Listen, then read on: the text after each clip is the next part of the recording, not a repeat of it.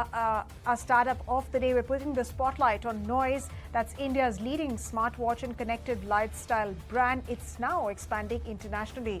The company has officially announced its international expansion. That's part of its robust growth strategy. And the company is starting with its international expansion with the GCC region, that is the Gulf Cooperation Council region. But what is the brand aiming at? Let's go across then to the co-founder of Noise, Gaurav Khatri. Gaurav, thank you very much for taking the time out and speaking with ET Now. Congratulations on your expansion into the GCC region, first of all. And Gaurav, Noise has made significant strides in the Indian market. But what prompted you to expand internationally at this time? And what's the thought process that you had behind taking the brand globally? And what essentially is the opportunity that you're looking at from the GCC region? Well, first of all, thank you so much, Sumita, for having me here. There was the plan for going global was always on the cards, and I guess that the time is now. I think when we have been able to, take some bandwidth out from our work, and there has been some stability that we have been able to achieve, and we have been able to also achieve the basic critical mass already in India, and I think that's the perfect time.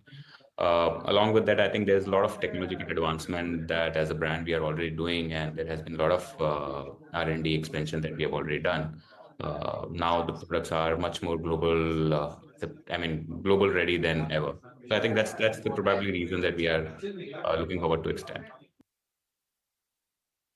Yes, in fact, Noise has been rather successful with its e-com platform in India as well. And as you enter new international markets, how much of your focus is going to be on e-commerce versus physical retail channels?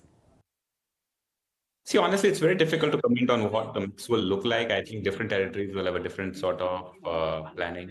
But yeah, I think in long term, if we are able to replicate what we are doing in India and have the significant presence online also, because what we have learned is electronic as an industry and gadgets as an industry still operate very heavily on e-commerce as well in the other territories. So I think it'll with time we'll be able to comment better on that. But idea is if we can replicate what we're doing in India, it'll be great. So then what essentially is your plan for the GCC segment in the near term?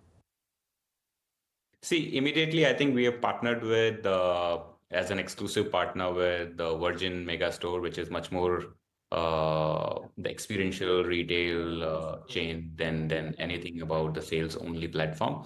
The idea is to start understanding the market and give the right set of experience and establish Noise as a brand in competition with the global giants that are already sitting in that space. So the idea is to first establish ourselves as a brand and then look forward for how the expansion and how the consumer reacts. I think based on that, we will take the right calls. You know, Gaurav, on competition, while you have faced competition in India from global brands as well, but in the GCC region, you will be up against well-established global players. Now, why that makes the situation slightly more tricky is because that's a new geography. So what then is your strategy to make sure that you have an edge over your competition, and how will you drive brand loyalty? See, honestly, I think we have been always competing with global brands, always in India as well. I think prior to us, there were hardly any brands from the ecosystem of India. It was always fighting with either the Chinese mobility brands or the global US brands. So I think there has been significant learning that we have had in our own time. We understand what is a set of portfolio mix that is needed to different set of consumer, and I think we're just gonna put that learning to the international market as well. So initially, I think the idea is, of course, to first establish yourself and bring that loyalty that you spoke about. I think that will be part of spending some money and building up the brand there and taking some big punts on those territories.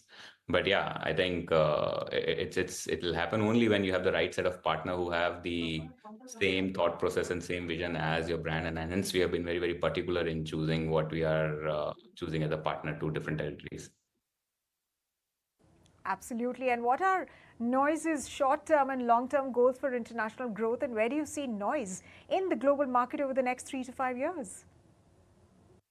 See, it's very difficult to comment where we see ourselves 3 to 5 years. I think anything, if we can still command the market share in those territories as we are commanding in India, I think it'll be a great win. But having said that, I think, like I said, the immediate short-term goal would be to first identify the right market fit in terms of the product and the brand. And as and when we start seeing the success and the geographies and the different channels that we are operating in, we will optimize and try to build the brand there. But yeah, I think long term, honestly, always the idea is to take the brand to the global map. Fortunately, we have been able to do that while sitting in India as well. Noise has been world's third largest smartwatch brand in terms of the units that we sell. But yeah, now taking that legacy to the global market will be interesting to see. Along with that, I think there has been significant investment from our side in terms of participating into the Consumer Electronics Show in US this year. And I think the kind of response that we have got and the kind of unique proposition as a brand that we have been able to deliver in that show, I think that gives a lot of confidence that there is a market opportunity for brands from India as well. Absolutely. I think if there's one brand amongst the many brands that really is taking the Make in India story and make for the world real, it is Noise. So congratulations once again on that. Let me also ask your thoughts on the Indian wearables market that has actually declined 11.3% from the previous year. And you do remain the second largest player, but what do you make of this decline, and do you anticipate a consumption pickup soon? Do you think this was largely cyclical? See, I think the demand keeps fluctuating, and I think the kind of growth that India has seen, it has not been seen anywhere across the world.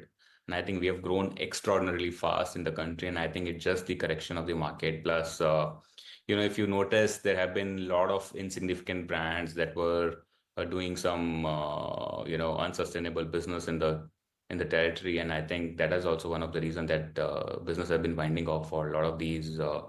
Indian brands who have not been able to cope up with the market reality. I think that has also been the reasons, but primarily, if you see, the category has seen significant numbers, which are primarily much larger than a lot of geographies that we are surrounded by. So I think this is part and parcel of the business. I think we should not be very much worried about how the industry goes up and down, and I think we should be, as we always been focusing on sustainable business, and I think we are continuing doing that. Let me also, Gaurav, get your thoughts on the fact that Noise sometime back had mentioned that you want to ensure that 80% of your production takes place in India. I want to understand from you, how are you looking at this manufacturing opportunity in India, and has that 80% target been met? See, to be very honest, Sumita, I think we are already north of 90-95% in terms of the making in India, the portfolio that we cater. The idea is, of course, to make it much more significant in our own country with going into the much more details. Currently, a lot of pieces is primarily the assemble piece, and now we are trying to make the PCBA and the chipset manufacturing also starting in India.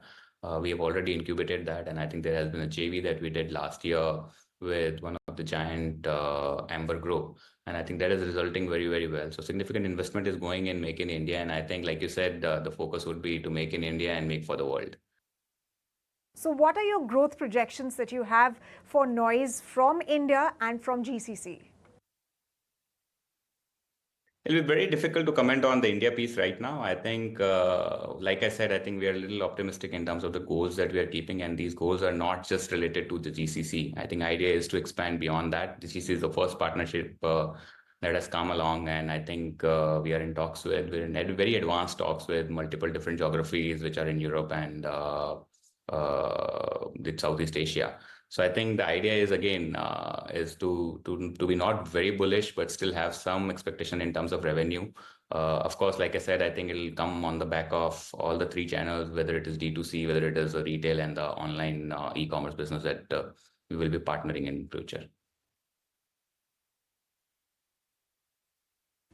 All right, so before we wrap up this discussion, I have to ask you this question. Now, speaking about the markets, well, there's been some caution in the markets owing to global geopolitical headwinds, Trump's policies. But the IPO segment, while that may seem a bit muted, there's still a lot of gusto, there's still a lot of bullishness. While your competitors are drawing up plans for an IPO, are you also looking at that opportunity in the near term?